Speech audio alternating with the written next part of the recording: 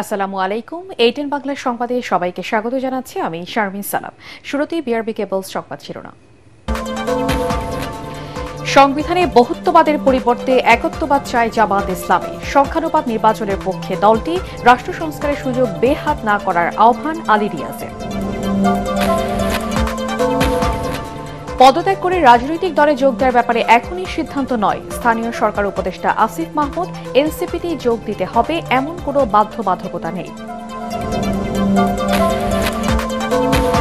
নির্বাচন বিলম্বিত হলে দেশি বিদেশি বিনিয়োগ অনিশ্চয়তার মুখে পড়বে। ডিবেট ফর ডেমোক্রেসির অনুষ্ঠানে অর্থনীতিবিদ মুস্তাফিজুর রহমান রাজনৈতিক দলগুলোকে বিনিয়োগ বান্ধব পরিবেশ নিশ্চিতের তাগিদ।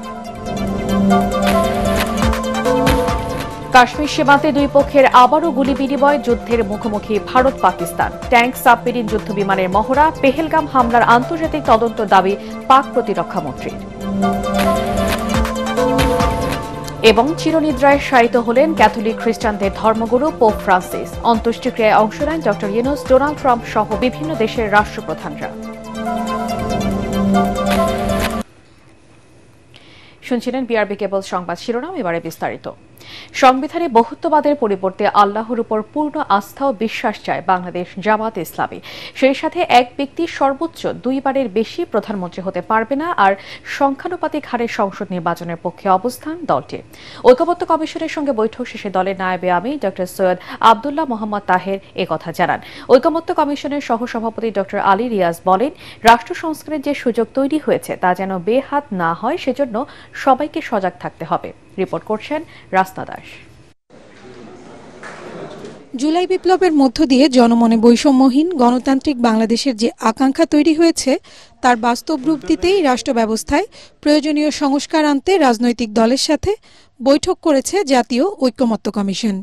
এরই ধারাবাহিকতায় বাংলাদেশ জামায়াত ইসলামীর সাথে কমিশনের বৈঠক। জামায়াতের নায়েবে আমির ড সৈয়দ আবদুল্লাহ মোহাম্মদ তাহেরের নেতৃত্বে দলটির 10 সদস্যের প্রতিনিধি দল অংশ নেয় বৈঠকে। সূচনা বক্তব্যে ঐকমত্য কমিশনের সহসভাপতি অধ্যাপক আলী রিয়াজ বলেন, রাষ্ট্র সংস্কারে আকাঙ্ক্ষা কারো একার নয়, এতে সব রাজনৈতিক দলের অংশগ্রহণ রয়েছে এবং সবার লক্ষ্যই এক। যেন এই সুযোগকে কেন্দ্র করে আমরা এমন এক বাংলাদেশ তৈরি করতে পারি যেখানে কোনো অবস্থাতেই কাউকে নিপীড়নের মুখে পড়তে না হয়, বিচার বা বিচার বহির্ভূত ব্যবস্থার মধ্যে যেন তাকে মোকাবেলা করতে না হয়। প্রায় 3.5 ঘণ্টা বৈঠক শেষে জামায়াত নেতা ড তাহের বলেন, সংসদ এবং রাষ্ট্রপতির মেয়াদ 5 বছরের পক্ষে তার দল।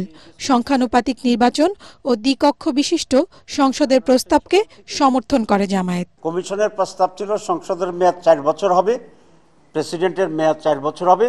আমরা বলেছি যে এটা ঠিক হবে না, সংসদের মেয়াদ 5 বছর থাকবে এবং প্রেসিডেন্টের মেয়াদও 5 বছর থাকবে। দ্বিকক্ষ বিশিষ্ট পার্লামেন্ট, বাইক্যামেরাল পার্লামেন্টের ব্যাপারে আমরা একমত হয়েছি। তবে এটা ফরমেশন, নেচার, প্রসেস, এসব বিষয়ে আমরা এখন আলোচনা করছি। দুপুরে বিরতির পর আবারও বৈঠকে বসে জামায়াত ও ঐকমত্য কমিশন। বৈঠক শেষে জামায়াত নেতারা জানান, বেশ কিছু বিষয়ে ঐকমত হলেও আলোচনা চলমান থাকবে। বহুত্ববাদকে আমরা টোটালি বাদ দেওয়ার জন্য বলে দিয়েছি। আমরা আরেকটা প্রস্তাব করেছি আল্লাহর উপরে পূর্ণ আস্থা ও বিশ্বাস স্থাপন করার জন্য। সারা দেশে যে দল যে পরিমাণ ভোট পাবে সেই পরিমাণের প্রপোর্শনেটলি পার্লামেন্টে আসন নির্ধারিত হবে। প্রধানমন্ত্রী 2 সেশনে থাকার যে বিষয় বলেছি, এটা কনজিকিউটিভলি হতে পারে, পরপর হতে পারে, কিন্তু মোট 2 বারের চেয়ে বেশি আর হতে পারবে না। সংস্কার কমিশনের 166টি সুপারিশের বিষয়ে লিখিত মতামত দেওয়ার পর এখন রাজনৈতিক দলগুলোর সাথে সরাসরি বৈঠক করছে ঐকমত্য কমিশন। রাস্তা দাস, এটিএন বাংলা, ঢাকা। নির্বাচন নিয়ে সরকারের দ্বিধা দ্বন্দ্বের অবসাদ দেখতে চায় দেশের মানুষ বলে দাবি করেছেন বিএনপির সিনিয়র যুগ্ম মহাসচিব রুহুল কবির রিজভী। জনমনে যে সংশয় তৈরি হয়েছে তা দূর করতে নির্বাচনের সুনির্দিষ্ট রোডম্যাপ ঘোষণার দাবি জানিয়েছেন তিনি। জাতীয় প্রেস ক্লাবে আলোচনার সভায় তিনি অভিযোগ করেন, দুর্নীতি ও পাচারের টাকা দিয়ে ফ্যাসিস্ট হাসিনা দেশে প্রতিনিয়ত অস্থিরতা তৈরির চেষ্টা করছে। কিছু উপদেষ্টার বিরুদ্ধে দুর্নীতির অভিযোগ উঠেছে, যা 24-এর গণ অভ্যুত্থানকে কলঙ্কিত করছে। ফ্যাসিবাদের দোসরদের শক্ত হাতে দমনের দাবি জানান তিনি। অন্যদিকে অবিলম্বে নির্বাচনের সুনির্দিষ্ট তারিখ ঘোষণার দাবিতে নয়াপল্টনে কেন্দ্রীয় কার্যালয়ের সামনে মানববন্ধন করে জিয়া মঞ্চ। যে অবাধ এবং সুষ্ঠু নির্বাচন শেখ হাসিনা আত্মসাৎ করে এটা অদৃশ্য করে দেওয়ার চেষ্টা করেছেন, সেটিকে পুনঃপ্রবর্তন করবেন ডক্টর ইউনূস সাহেব। এটাই জনগণের প্রত্যাশা। কেন এই দ্বিধাদ্বন্দ্বের মধ্যে দোলাচ্ছেন মানুষের হৃদয়কে? পেন্ডুলামের মধ্যে ডিসেম্বর না জুন, এর মধ্যে দোল খাচ্ছে কেন? এটা সুস্পষ্ট করুন। ৬০ লক্ষ নেতাকর্মীর যে মামলা, সেই মামলা ৮ মাস চলে যাওয়ার পর এটা আদালতের সেলফে থাকার কথা ছিল না।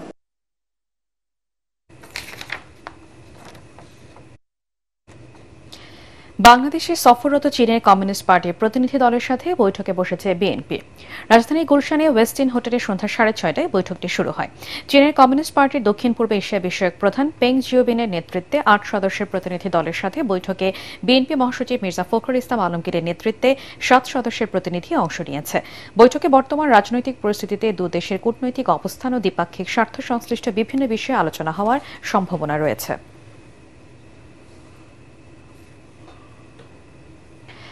উপদেষ্টার পদ থেকে পদত্যাগ কিংবা রাজনীতিতে যোগ দেয়া নিয়ে এখনো কোনো সিদ্ধান্ত নেননি বলে জানিয়েছেন স্থানীয় সরকার উপদেষ্টা আসিফ মাহমুদ সজীব ভুঁইয়া। রাজধানী শেরেবাংলা কৃষি বিশ্ববিদ্যালয়ে পল্লী দরিদ্র বিমোচন ফাউন্ডেশনের নিয়োগ পরীক্ষার বিভিন্ন কেন্দ্র পরিদর্শন শেষে তিনি বলেন, সুবিধামতো সময়েই রাজনৈতিক দলে যুক্ত হবেন তিনি। স্বেচ্ছায় পদত্যাগ করা তার পিএসের বিরুদ্ধে একটি মহল পরিকল্পিতভাবে দুর্নীতির সংবাদ প্রকাশ করছে বলে অভিযোগ করেন আসিফ মাহমুদ। যেকোনো সময় নিজের সম্পদের হিসাব দিতে প্রস্তুত বলেও জানিয়েন স্থানীয় সরকার উপদেষ্টা। আরও জানাচ্ছেন খায়রুল ইসলাম। পল্লী দরিদ্র বিমোচন ফাউন্ডেশনের নিয়োগ পরীক্ষার কেন্দ্র পরিদর্শনে রাজধানীর শেরেবাংলা কৃষি বিশ্ববিদ্যালয়ে আসেন স্থানীয় সরকার উপদেষ্টা আসিফ মাহমুদ সজীব ভুঁইয়া। পরে সংবাদ সম্মেলনে তাকে কেন্দ্র করে হওয়া নানা বিতর্কের খোলামেলা জবাব দেন অন্তর্বর্তী সরকারের এই উপদেষ্টা। বলেন, দুর্নীতি অনিয়মকে কোনোভাবেই প্রশ্রয় দেননি তিনি। আমার সাবেক এপিএসকে নিয়ে একটা নিউজ হয়েছিল যে তাকে সরিয়ে দেওয়া হয়েছে, কিন্তু আপনারা যদি জনপ্রশাসন মন্ত্রণালয়ের পরবর্তী ইয়েটা দেখেন এবং আমাদের কাছেও পেপার রয়েছে, সে পদত্যাগপত্র জমা দেওয়ার প্রেক্ষিতে এবং সেটা গ্রহণ করার প্রেক্ষিতে, কিন্তু তো পদত্যাগ আর সরিয়ে দেওয়া তো এক জিনিস না, কিন্তু গণমাধ্যমে বিষয়টা দুঃখজনকভাবে সরিয়ে দেওয়া এসেছে। তো এরকম মিডিয়া ট্রায়াল চলছে। তবে সেই জায়গা থেকে অধিকতর স্বচ্ছতার জন্য আপনারা দেখেছেন যে আমরা দুদককে, যেহেতু তিনি এখন মন্ত্রণালয়ের দায়িত্বে নেই, মন্ত্রণালয়ের দায়িত্বে থাকলে মন্ত্রণালয় থেকে আমরা তদন্ত করতে পারতাম, সেহেতু আমরা দুদককে অনুরোধ করেছি তদন্ত করার জন্য এবং ইতিমধ্যেই দুদক তদন্ত কার্যক্রম শুরু করেছে। পদত্যাগ এবং রাজনীতিতে আসা নিয়েও নিজের অবস্থান খোলাসা করেন আসিফ মাহমুদ। কোন রাজনৈতিক দলে আসলে যুক্ত হব সেটা তো এখনই আসলে সিদ্ধান্ত নেওয়ার সময় হয়নি, কিংবা কখন যুক্ত হব সেটাও এখনো আসলে অনেকটাই আনসার্টেইন। তবে এটা ধরে নেওয়ার কোনো কারণ নেই যে নতুন রাজনৈতিক দলেই যুক্ত হব, কারণ নতুন রাজনৈতিক দল হয়েছে, যেহেতু আমি ইয়াং জেনারেশনের একজন এবং আমাদের বয়সী যারা আছেন তারাই করেছে, তো সেখানে আগ্রহটা তো আছে, কিন্তু এখন পর্যন্ত যতটুকু দেখছি যে নিশ্চয়ই ওনারা কাজ করছেন। তবে যখন আমি রাজনীতি করার কথা চিন্তা করব তখন আমি আমার জন্য বেস্ট অপশনটাই চুজ করব। ক্রীড়া উপদেষ্টার দায়িত্বে থাকা আসিফ মাহমুদ আরও জানান, বিভিন্ন ব্যাংকে বাংলাদেশ ক্রিকেট বোর্ডের টাকা হস্তান্তর নিয়ে যে অনিয়মের অভিযোগ উঠেছে তা খতিয়ে দেখা হবে। খায়রুল ইসলাম, এটিএন বাংলা, ঢাকা। জুলাই বিপ্লবের মতো ঘটনা ঘটে বলেই স্বৈরাচার অত্যাচারী শাসকের পতন ঘটে বলে মন্তব্য করেছেন উপদেষ্টা ডক্টর আসিফ নজরুল। তার মতে এভাবেই নতুন রাষ্ট্রের জন্ম হয়। পূর্বাঞ্চলে বাংলাদেশ চীন মৈত্রী প্রদর্শনী কেন্দ্রে ডেইলি স্টার HSBC 24তম এবং এ লেভেল পরীক্ষায় কৃতী শিক্ষার্থীদের অ্যাওয়ার্ড প্রদান অনুষ্ঠানে তিনি এসব কথা বলেন। কেবল নিজের জন্য নয়, শিক্ষার্থীদের জুলাই যোদ্ধাদের মতো দেশের জন্য কিছু করার তাগিদ দেন আইন উপদেষ্টা। বলেন, পড়াশোনার জন্য বিদেশে গেলেও জন্মভূমিতে ফিরে দেশকে এগিয়ে নিতে সবাইকে অবদান রাখতে হবে। এবার 176 জন শিক্ষার্থী বিশ্বসেরা ও দেশ সেরা ফলাফলের জন্য সম্মাননা লাভ করে এবং 6 জন শিক্ষার্থীকে সর্বোচ্চ কৃতিত্বের জন্য বিশেষ স্বীকৃতি দেওয়া হয়। এছাড়া পুরস্কৃত করা হয় প্রায় 2000 শিক্ষার্থীকে। অন্যের জন্য এইভাবে চিন্তা করার ক্ষমতা, এই জন্য দেশের জন্য নিজের লাইফ স্যাক্রিফাইস করার মতো একটা অ্যাটিটিউড, এটা একটা মানুষকে অনেক বড় করে তোলে। এই ধরনের ঘটনায় ইতিহাসে ঘটে দেখেই নতুন নতুন রাষ্ট্রের জন্ম নেয়, রাজতন্ত্রের পতন ঘটে, স্বৈরাচারের পতন ঘটে এবং অত্যাচারী শাসকের পতন ঘটে, সভ্যতার বিকাশ হয় এবং তোমাদের মতো ছেলেরা, তোমাদের মতো মেয়েরা নতুন নতুন স্বপ্ন দেখার সুযোগ পাবে। জাতীয় নির্বাচন বিলম্বিত হলে দেশি বিদেশি বিনিয়োগে প্রভাব পড়বে বলে মন্তব্য করেছেন গবেষণা প্রতিষ্ঠান সিপিডির সম্মানীয় ফেলো ডক্টর মুস্তাফিজুর রহমান। তিনি বলেন, সুষ্ঠু পরিকল্পনার মাধ্যমে বিনিয়োগ বাড়াতে পারলে আগামী 10 বছরের মধ্যে বাংলাদেশের অর্থনীতি থাইল্যান্ডের পর্যায়ে পৌঁছে যাবে। এ সময় দেশের স্বার্থে সকল রাজনৈতিক দলকে বিনিয়োগ বান্ধব পরিবেশ নিশ্চিতের দাবি জানান debate for democracy chairman Hasan Ahmed Chowdhury Kiran. Tariq ইসলামের রিপোর্ট। সাম্প্রতিক বিনিয়োগ সম্মেলন, বিদেশি বিনিয়োগের সম্ভাবনা ও চ্যালেঞ্জ নিয়ে ডিবেট ফর ডেমোক্রেসি আয়োজন করে ছায়া সংসদ বিতর্ক প্রতিযোগিতা। এই সম্মেলনটি সম্ভাবনা সৃষ্টি করে। এতে অংশ নেয় ইডেন মহিলা কলেজ ও ঢাকা কলেজ। বিনিয়োগের মূল সমস্যা হচ্ছে রেগুলেটরি। বিতর্কে উঠে আসে বিদেশি বিনিয়োগ সম্ভাবনা ও চ্যালেঞ্জের নানা বিষয়। অনুষ্ঠানের সভাপতি হাসান আহমেদ চৌধুরী কিরণ বলেন, বিনিয়োগ বাড়াতে বিগত সময়ে রোডশোর নামে সরকারি অর্থ লুট করা হয়েছে। দাবি জানান ব্যবসা বান্ধব ওয়ান স্টপ সেবা চালুর। শিল্প কারখানা স্থাপনের জন্য প্রয়োজনীয় জমি, উন্নত কাঠামো, যোগাযোগ ব্যবস্থা, লাইসেন্স প্রাপ্তি সহজীকরণ, ন্যায্য দামে বিদ্যুৎ, গ্যাস, বিনিয়োগ সেবা নিশ্চিত করে ওয়ান স্টপ সার্ভিস আমাদের প্রদান করতে হবে। যখন বিনিয়োগ সম্মেলন চলছে তখন হুট করে আমরা দেখতে পেলাম যে গ্যাসের মূল্য 33% বাড়িয়ে দেওয়া হলো। তাহলে গ্যাসের মূল্য যদি বাড়িয়ে দেওয়া হয়, ন্যায্য মূল্যে যদি তার ইনভেস্টাররা গ্যাস না পায়, বিদ্যুৎ না পায়, পানি না পায়, তাহলে কিন্তু এখানে বাংলাদেশে বিনিয়োগের যে সম্ভাবনার কথা বলা হচ্ছে সেই সম্ভাবনা কিন্তু আমাদেরকে আকৃষ্ট করবে না। প্রধান অতিথির বক্তব্যে ডক্টর মুস্তাফিজুর রহমান বলেন, দেশীয় বিনিয়োগকারীদের সুরক্ষা নিশ্চিতের মাধ্যমে আকৃষ্ট করতে হবে বিদেশি বিনিয়োগকারীদের।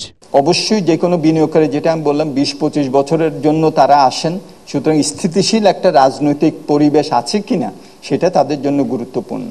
যেটা নাকি এখানে সঠিকভাবে বলা হয়েছে যে একটা ভালো দিক হলো যে সব প্রধান রাজনৈতিক যেসব দল আছে তারা কিন্তু বলেছেন যে তারা নীতি ধারাবাহিকতা অব্যাহত রাখবেন, বৈদেশিক বিনিয়োগকারীদেরকে তারা ওয়েলকাম করবেন। রাজনৈতিক ও সামাজিক অস্থিরতা দূর করে আমরা আর্থিক খাতে শৃঙ্খলা ফিরিয়ে আনতে হবে। আমরা দেখেছি যে এখন হয়তো বা রাজনৈতিক একটা শক্তি দেশে নাই, কিন্তু বাংলাদেশে কথায় কথা যখন মব কালচার চলছে, বাংলাদেশে কথায় কথা যখন যে কাউকে একটা টেগ লাগিয়ে দেওয়া হচ্ছে, বাংলাদেশে কথায় কথায় যখন একটি শিল্প কারখানায় ব্যবসা প্রতিষ্ঠানে আক্রমণ করা হচ্ছে, তখন কিন্তু বিনিয়োগ বান্ধব আমাদের পরিবেশ নষ্ট হয়ে যাওয়ার কথা থাকে। প্রতিযোগিতায় সরকারি দল ঢাকা কলেজকে হারিয়ে জয়ী হয় বিরোধী দল ইডেন কলেজ। তরিক ইসলাম, এটিএন বাংলা, ঢাকা। এবছরও গরম মৌসুমে লোডশেডিংয়ের শঙ্কা রয়েছে, তবে কিভাবে এটি সহনীয় পর্যায়ে রাখা যায় সরকার সেই চেষ্টা করছে বলে জানিয়েছেন বিদ্যুৎ ও জ্বালানি উপদেষ্টা ফাউজুল কবির খান।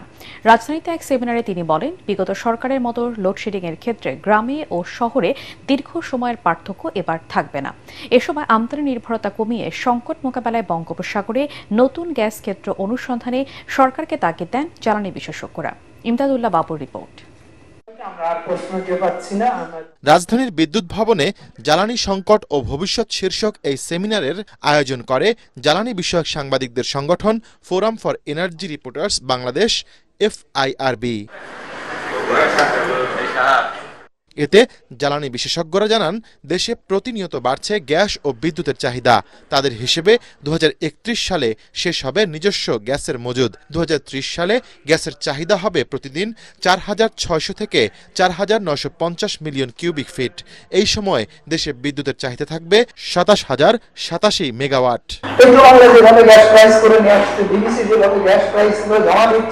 যেভাবে পেটিতে জমা দিচ্ছে, আসলেই তারা প্রমাণ করছে যে তাদের যোগ্যতা নেই,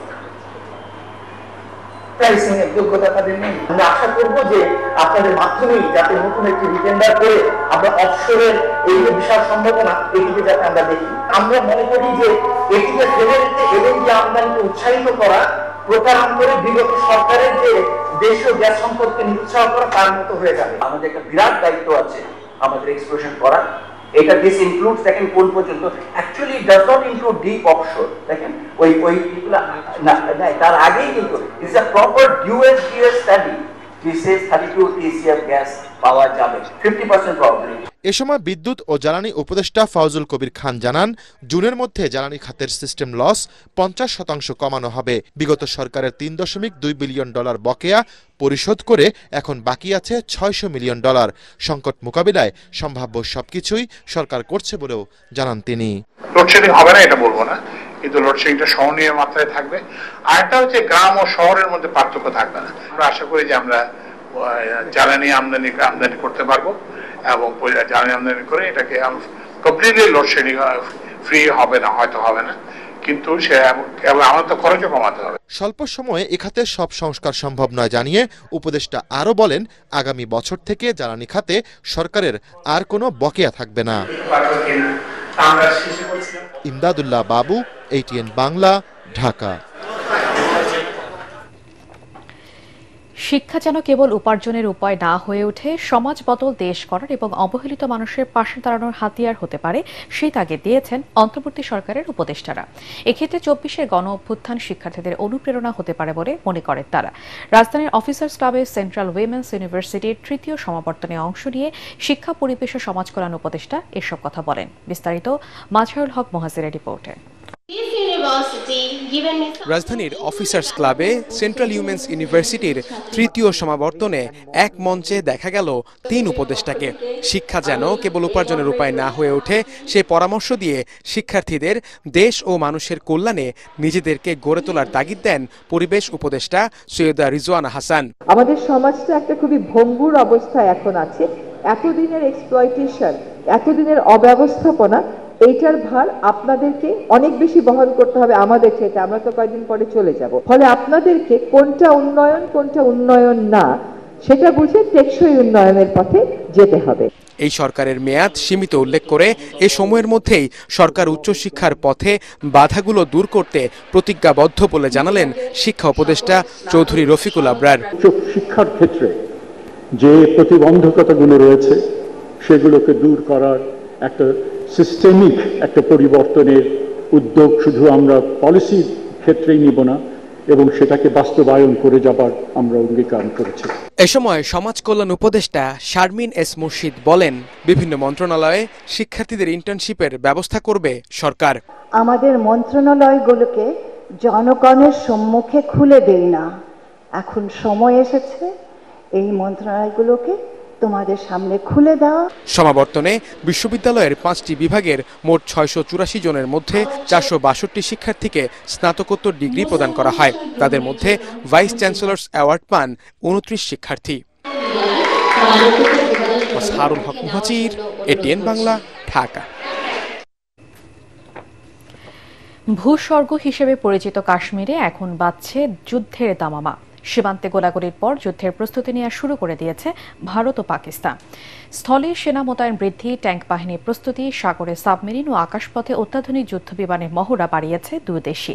এদিকে মার্কিন সংবাদ মাধ্যম নিউ ইয়র্ক টাইমসকে দেওয়া সাক্ষাৎকারে পাকিস্তানের প্রতিরক্ষা মন্ত্রী পেহেলগামে জঙ্গি হামলার আন্তর্জাতিক তদন্তের দাবি জানিয়েছেন। এদিকে শনিবারও কাশ্মীর সীমান্তে দুপক্ষের মাঝে গুলি বিনিময়ের ঘটনা ঘটেছে। বিস্তারিত জানাচ্ছেন আসিফুর রহমান সাগর। ভূস্বর্গ হিসেবে পরিচিত কাশ্মীরে এখন বাজছে যুদ্ধের দামামা। পেহেলগামে জঙ্গি হামলার পর দ্রুত বদলে যেতে শুরু করেছে সীমান্ত পরিস্থিতি। পাকিস্তান ও ভারত একের পর এক কঠোর কূটনৈতিক সিদ্ধান্ত নেওয়ার পর গুলি চলেছে সীমান্তে। আজ সকালেও কাশ্মীর সীমান্তে আবারও গোলাগুলির ঘটনা ঘটেছে। বার্তা সংস্থা রয়টার্স খবরটি নিশ্চিত করেছে, তবে হতাহতের কোনো খবর পাওয়া যায়নি। কাশ্মীরের 740 কিলোমিটার দীর্ঘ সীমান্তবর্তী নিয়ন্ত্রণ রেখা বরাবর ফায়ারিং করেছে তারা। এলওসিতে সিজফায়ার ভেঙে বৃহস্পতিবার রাত থেকেই হঠাৎ গুলি চালাতে শুরু করে পাকিস্তান। গুলি চালায় ভারতীয় সেনারাও।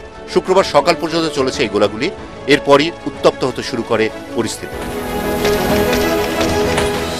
ভারতের সংবাদ মাধ্যমগুলো বলছে ভারত স্থল, আকাশ ও সাগরে যুদ্ধের প্রস্তুতি নিচ্ছে। অন্যদিকে পাকিস্তানও কাশ্মীর সীমান্তে সেনা সমাবেশ বৃদ্ধি করছে। সাঁজোয়া গাড়ির মহড়াও দেখা গেছে সীমান্তবর্তী সেনা পোস্টগুলোতে। আরব সাগরে ক্রুজ মিসাইল সমৃদ্ধ সাবমেরিনগুলো শুরু করেছে টহল। বসে নেই ভারতও। সীমান্তে পাকিস্তানের এই সক্রিয়তার জবাব দিতে দেশটি থর মরুভূমিতে নামিয়েছে ট্যাঙ্ক বাহিনী। চলেছে পরীক্ষামূলক গোলাগুলি। এদিকে ব্যাটল গ্রুপ INS বিক্রান্তকে সমুদ্রে অগ্রসর হওয়ার নির্দেশ দিয়েছে ভারত সরকার। ভারতীয় সংবাদ মাধ্যম বর্তমান এক প্রতিবেদনে জানিয়েছে, INS বিক্রান্ত ব্যাটল গ্রুপে রয়েছে আধুনিকতম ডেস্ট্রয়ার, ফ্রিগেট ও করভেট সাবমেরিন। আরব সাগরেও ভারতের সাবমেরিনগুলো শুরু করেছে মহড়া। এর পাশাপাশি আম্বালা এবং অমৃতসর থেকে গত 48 ঘন্টায় নিয়ম করে উড়েছে ভারতের অত্যাধুনিক যুদ্ধ বিমান রাফা।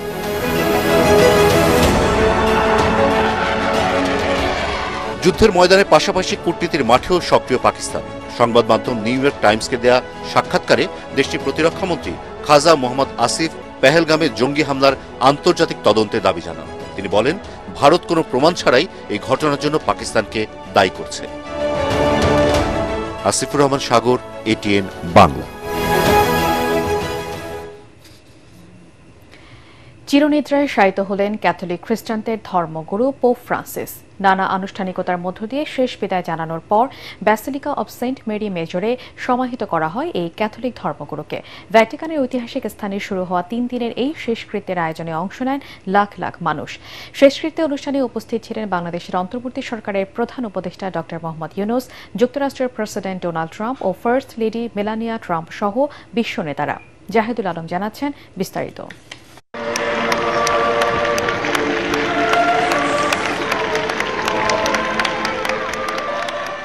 এভাবেই সবার প্রার্থনা আর ভালোবাসায় শেষ নিদ্রায় শায়িত হলেন ক্যাথলিক খ্রিস্টানদের ধর্মগুরু পোপ ফ্রান্সিস।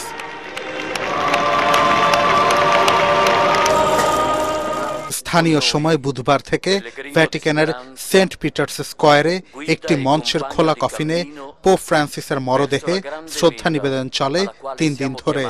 শুক্রবার স্থানীয় সময় রাত 8টায় ধর্মীয় আচারের মধ্য দিয়ে বন্ধ করা হয় কফিন।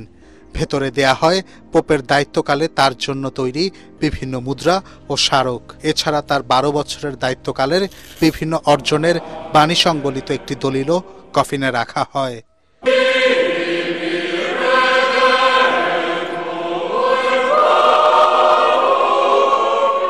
সকাল 10টায় শেষকৃত্যের জন্য যখন রোমের ব্যাসিলিকা অব সেন্ট মেরি মেজরে পোপের মরদেহ আনা হয়, তখন গোটা এলাকায় লাখ লাখ মানুষ।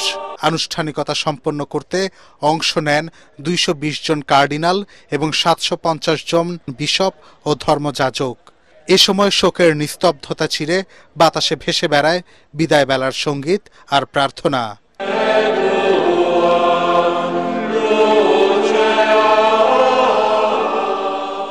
এদিকে পোপের অন্ত্যেষ্টিক্রিয়ায় অংশ নিয়েছেন বাংলাদেশের অন্তর্বর্তী সরকারের প্রধান উপদেষ্টা ড. মোহাম্মদ ইউনূস। এ সময় তাকে উষ্ণ অভ্যর্থনা জানান basilica of Saint Mary Major সংশ্লিষ্টরা। এছাড়াও মার্কিন প্রেসিডেন্ট ডোনাল্ড ট্রাম্প, ফ্রান্সের প্রেসিডেন্ট ইমানুয়েল ম্যাক্রো, ইউক্রেনের প্রেসিডেন্ট ভলোদিমির জেলেনস্কি সহ বিশ্বের বিভিন্ন প্রান্তের খ্রিস্টান ধর্মীয় নেতা সহ 50টি দেশের প্রধানরা যোগ দেন। সবশেষ 1903 সালে পোপ লিও ত্রয়োদশকে ভ্যাটিকানের বাইরে সমাহিত করা হয়েছিল, আর এবার Pope Francis basilica of Saint Mary মেজরে সমাহিত হলেন।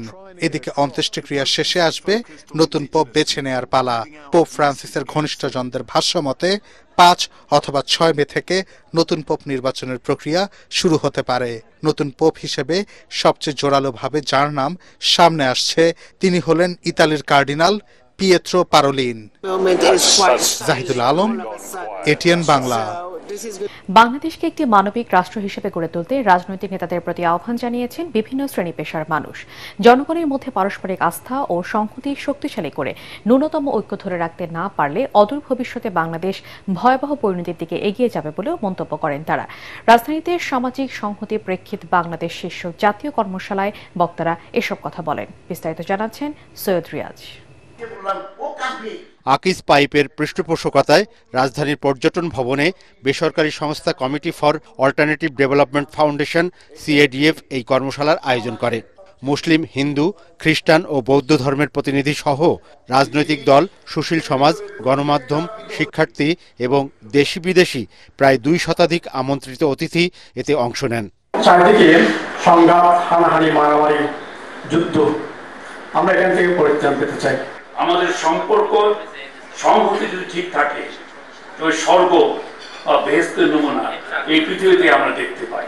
জুলাই অভ্যুত্থান পরবর্তী রাষ্ট্র গঠনে দেশের বৈচিত্র্যময় জনগোষ্ঠীর মধ্যে সামাজিক সংহতি ও আন্তঃধর্মীয় সহনশীলতা বৃদ্ধির লক্ষ্যে জনসচেতনতা তৈরি করতে হবে বলে জানান বক্তারা। আমাদের এই সমাজকে যদি রিয়েলি আমরা মানবিক সমাজ হিসেবে এনজয় করতে চাই, তাহলে আমাদের মধ্যে মানবিক সেতুবন্ধন থাকতেই হবে। দেশের মধ্যে সাম্প্রদায়িক সম্প্রীতি ও শান্তিপূর্ণ সহাবস্থান ভেঙে ফেলতে একটি গোষ্ঠী মরিয়া হয়ে উঠেছে বলেও মন্তব্য করেন বক্তারা। Our people have lived together for generations with mutual respect. This legacy is something we must protect and nurture especially in these challenging times. একটা বিরাট দায় আছে জাতি হিসেবে, সম্প্রদায় হিসেবে। এই দায় পরিশোধের জন্য আমাদের পরস্পরের হাত ধরে রাখা এই মুহূর্তে একান্ত জরুরি। বক্তারা আরও বলেন, সহনশীলতা ও ধর্মের প্রতি মানুষের শ্রদ্ধাবোধের অভাবে সামাজিক সম্প্রীতি আজ বাধার মুখে পড়ছে। সৈয়দ রিয়াজ, এটিএন বাংলা, ঢাকা। প্রয়াত বিচারপতি আব্দুর রউফের স্মরণে অনুষ্ঠিত হয়ে গেল জাতীয় নাগরিক স্মরণ সভা। বিকেলে সুপ্রিম কোর্ট বার অ্যাসোসিয়েশনে এই নাগরিক সভার আয়োজন করা হয়। এ সময় বিচারপতি জুবায়ের রহমান চৌধুরী বলেন, ক্ষমতা পেলে সবাই পদবি নিয়ে লড়াই করলেও প্রয়াত আব্দুর রউফ ছিলেন ব্যতিক্রম। নতুন সম্ভাবনার বাংলাদেশে আব্দুর রউফের জীবন অনুসরণ করলে কিছুটা হলেও সফলতা আসবে বলে মনে করেন বিচারপতি। এ সময় সাবেক স্পিকার জমির উদ্দিন সরকার অন্যান্যের মধ্যে উপস্থিত ছিলেন। আল আরাফা ইসলামী ব্যাংক অর্থ সংবাদ।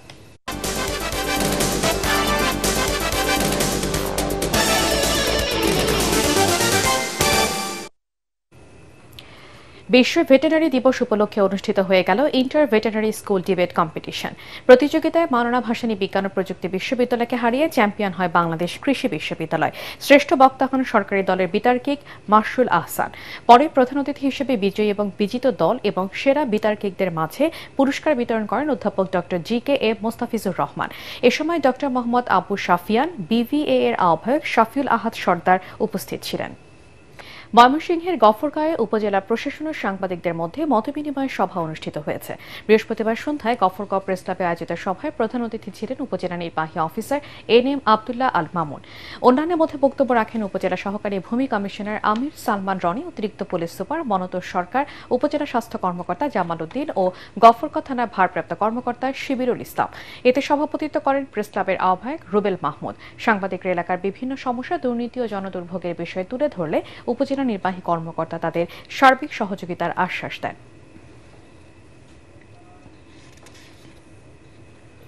পার্টেক্স খেলার খবর।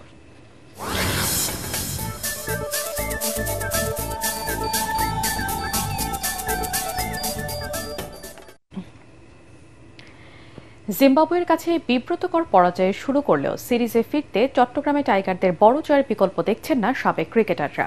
ওপেনাররা যদি ভালো শুরু এনে দিতে না পারেন তাহলে ব্যাটিং ব্যর্থতা কাটিয়ে ওঠা খুব কঠিন হবে বলে মনে করছেন তারা। চট্টগ্রাম থেকে আরো জানাচ্ছেন সৈয়দ তামিম মাহমুদ। টাইগারদের সাম্প্রতিক সময়ে ব্যাটিং দেখলে মনে হতেই পারে নিজেরাই যেন নিজেদের প্রতিপক্ষ। টপ অর্ডারের দিকে তাকালে তা আরও স্পষ্ট। গেল প্রায় 3 বছর ধরে ওপেনিংয়ে কোনো 100 রানের জুটি নেই। সবশেষ 13 ইনিংসে 50 রানের জুটিও গড়তে পারেনি ওপেনাররা। শান্তকে দলের অন্যতম সেরা খেলোয়াড় বিবেচনা করা হলেও তিনি সবশেষ সেঞ্চুরি পেয়েছেন 2023 সালের নভেম্বরে। তাই ঘুরে দাঁড়ানোর অভিযানে টপ অর্ডারের ব্যাটসম্যানদেরই বড় দায়িত্ব নিতে হবে বলে মনে করছেন সাবেক এই ক্রিকেটার। 10 ওভার 15 ওভার 20 ওভার খেলার পরে তাদেরকে আবার নতুন করে শুরু করতে হবে, আমাকে আরো 10 ওভার খেলতে হবে, আরো 20 ওভার খেলতে হবে। এই অ্যাবিচুয়ালি যদি ওদের ভিতরে আসে তাহলে সে লং অপারেশন খেলতে পারবে। আর নাহলে 40 করার পরে যেমন আমার খেলা হয়ে গেছে বা তাড়াহুড়া করে তাহলে তো শেষ। তো এখানে যদি লিগে রান না করে ন্যাশনাল টিমে যায় ওইখানেও সমস্যাটা দেখা যাবে। তো যারা লিগে রান করে ওদের অভ্যস্ততা ইউটিলাইজ করতে হবে। মিডল অর্ডারের অন্যতম ভরসা মুশফিকুর রহিমকে খুঁজেই পাওয়া যাচ্ছে না। শেষ 12 ইনিংসে নেই একটি 50ও। সেট হয়ে মুমিনুলও উইকেট বিলিয়েছেন বারবার। সাবেকরা বলছেন মনোযোগ ধরে রাখতে না পারার খেসারত দিচ্ছে টাইগাররা। যে তিনটাই খেলা হবে এটা মাস জিততে হবে। সবার কাছে যদি বিচলিত থাকে যে আমরা অনেক লুজ করছি, এখন আমার কাছে দুবার দায় কিছু করতে হবে। আবার ফোকাসটা বাড়াইতে হবে, দায়িত্ব নিতে হবে যে আমি 30 করছি, এটাকে আমার 100 করতে হবে, 100 জায়গায় 200 করতে হবে। দেন গিয়ে আপনার টিমের রেজাল্ট আসবে। আপনি 30-40 করে একটা টেস্ট ম্যাচ একটা ইনিংসে পরের ইনিংসে রান যদি না আসে আলটিমেটলি টিম হারবেই।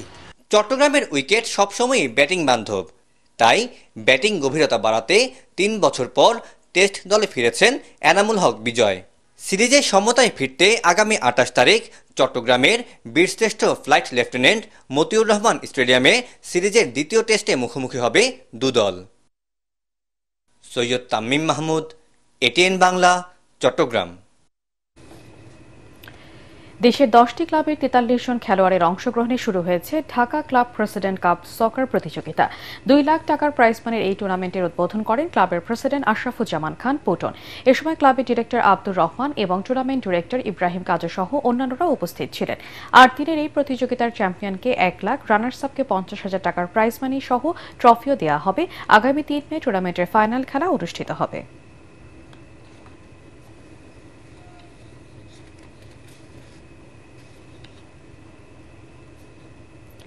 সাভারে বাংলাদেশ অ্যামেচার ওপেন গলফ চ্যাম্পিয়নশিপে পুরুষ এককে শিরোপা জিতেছেন বাংলাদেশের শাহাবুদ্দিন।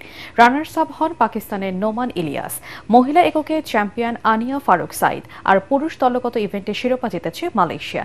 সাভার গলফ ক্লাবে ফাইনাল শেষে বিজয়ীদের পুরস্কৃত করেন সেনাবাহিনীর প্রধান জেনারেল ওয়াকারুজ্জামান।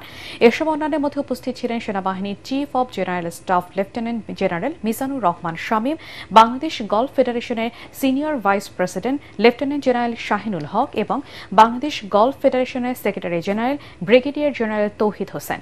4 দিনে এই প্রতিযোগিতায় স্বাগতিক বাংলাদেশ সহ 7টি দেশের 102 জন গলফার অংশ নেন।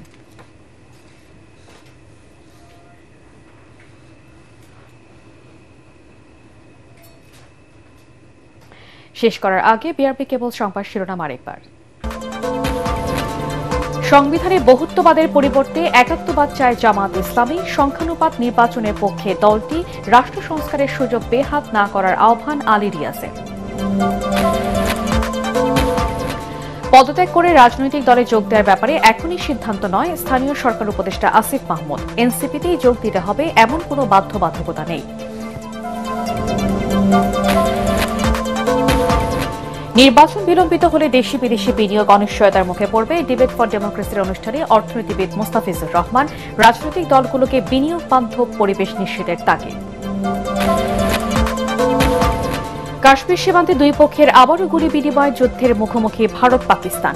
ট্যাঙ্ক, সাবমেরিন, যুদ্ধবিমানের মহড়া। পেহেলগাম হামলার আন্তর্জাতিক তদন্ত দাবি পাক প্রতিরক্ষা মন্ত্রীর। এবং চিরনিদ্রায় শায়িত হলেন ক্যাথলিক খ্রিস্টানদের ধর্মগুরু পোপ ফ্রান্সিস। অন্ত্যেষ্টিক্রিয়ায় অংশ নেন ডক্টর ইউনুস, ডোনাল্ড ট্রাম্প সহ বিশ্বের বিভিন্ন দেশের রাষ্ট্রপ্রধানরা। পরবর্তী সংবাদ দেখার আমন্ত্রণ জানিয়ে এখনকার মতো শেষ করছি। এটিএন বাংলা সংবাদ ইউটিউবে দেখতে ব্রাউজ করুন, youtube/ATN Bangla News।